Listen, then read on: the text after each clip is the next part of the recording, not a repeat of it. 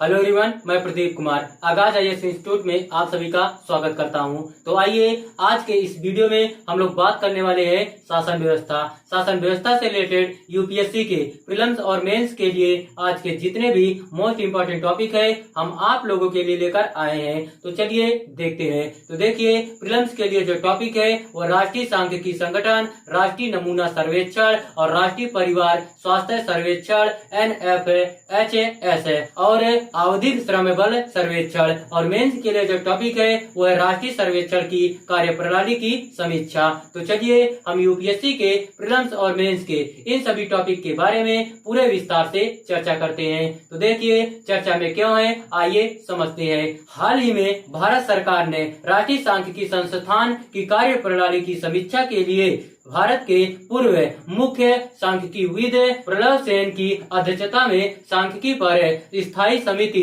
का गठन किया है। नई समिति का गठन ऐसे समय में हुआ है जब भारत के सांख्यिकी प्रणाली प्रधानमंत्री की आर्थिक सलाहकार परिषद को आलोचनाओं का सामना करना पड़ रहा है। सांख्यिकी पर अस्थायी समिति क्या है, आइए देखते हैं। सबसे पहले हम लोग इसका परिचय जानते हैं। तो देखिए, सरकार ने दिसंबर 2019 में गठित आर्थिक सांख्यिकी पर अस्थायी समिति का नाम बदलकर और इसके कवरेज का विस्तार करते हुए इसे सांख्यिकी पर अस्थायी समिति कर दिया है। पहले SCES में 28 सदस्य थे और उनका कार्य औद्योगिक क्षेत्र, सेवा क्षेत्र एवं श्रम बल के आंकड़ों से संबंधित आर्थिक संकेतकों की रूपरेखा की समीक्षा करना था, जिसके अंतर्गत आवधिक श्रम बल सर्वेक्षण, उद्योगों का वार्षिक सर्वेक्षण, आर्थिक जनगणना से संबंधित डेटा शामिल था। समीक्षा का यह कार्य अब नए SCOS द्वारा किया जाएगा। सदस्य देश आइए देखते हैं। तो देखिए,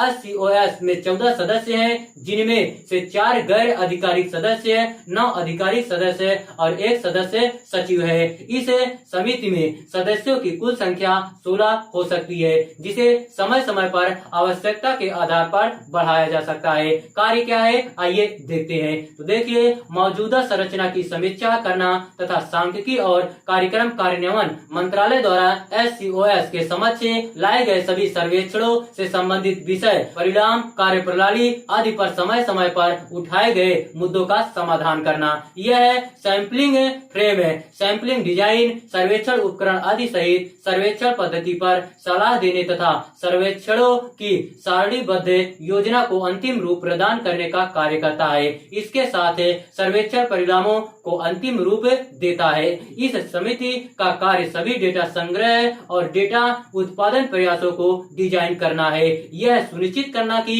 MOSPI द्वारा जो भी डेटा एकत्र किया जाता है वह उचित आंकड़ों के मानक को पूरा करता हो। समीक्षा की आवश्यकता क्या है, आइए हम लोग देखते हैं। तो देखिए, सबसे पहले हम लोग अप्रचलित और पुरातन पद्धतियों के बारे में जानते हैं। तो देखिए, कुछ विशेषज्ञों ने राष्ट्रीय नमूना सर्वेक्षण NSS, राष्ट्रीय परिवार स्वास्थ्य सर्वेक्षण NFHS और आवधिक श्रम बल सर्वेक्षण PLFS जैसे राष्ट्रीय सर्वेक्षणों में उपयोग की जाने वाली अप्रचलित सर्वेक्षण पद्धतियों पर चिंता जताई है, जिससे भारत के विकास को व्यवस्थित रूप से कम करके आंका जा रहा है। उनका तर्क है कि यह पुरातन पद्धति पिछले कुछ समय से वास्तविक आंकड़े प्रदर्शित करने में विफल रही है, क्योंकि भारतीय अर्थव्यवस्था पिछले 30 वर्षों में अविश्वसनीय रूप से गतिशील रही है। राष्ट्रीय स्तर के डेटा का महत्व क्या है, आइए हम लोग देखते हैं। तो देखिए, राष्ट्रीय स्तर का डेटा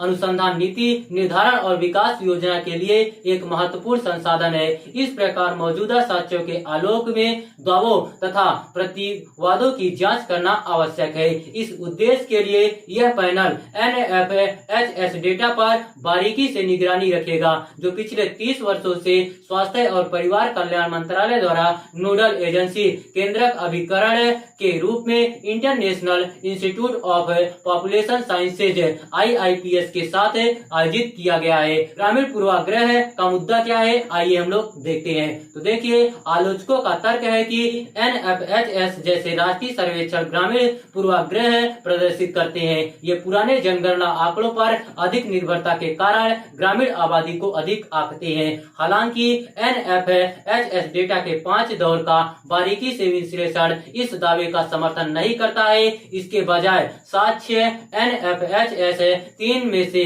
ग्रामीण आबादी को कम आंकने के उदाहरणों का सुझाव देते हैं। NFHS 2 और NFHS 5 में अधिक अनुमान लगाए गए हैं।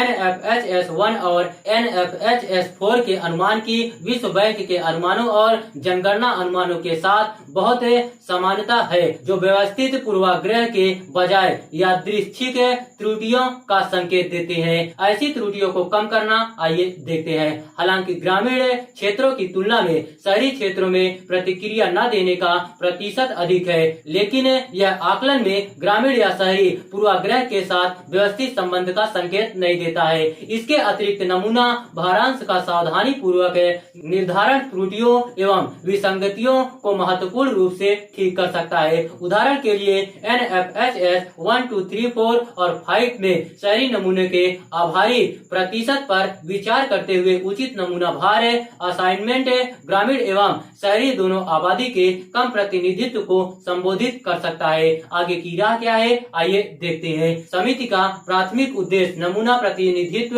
से संबंधित चिंताओं का समाधान करना एवं सर्वेक्षण पद्धति में पूरी तरह से सुधार किए बिना त्रुटियों को कम करना होना चाहिए।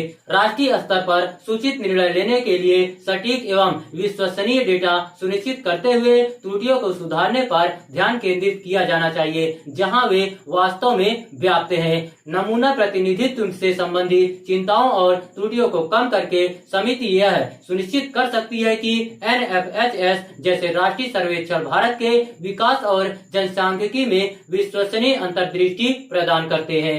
तो देखिए, अगर आप लोगों को इसका PDF चाहिए तो इसका PDF हम आप लोगों को टेलीग्राम चैनल पर अपलोड कर देंगे। टेलीग्राम चैनल का नाम है आगाज IAS इंस्टीट्यूट और टेलीग्राम चैनल का लिंक हम इस वीडियो के डिस्क्रिप्शन में भी दे देंगे। आप यहां से भी जाकर टेलीग्राम चैनल को ज्वाइन कर सकते हैं और PDF डाउनलोड कर सकते हैं।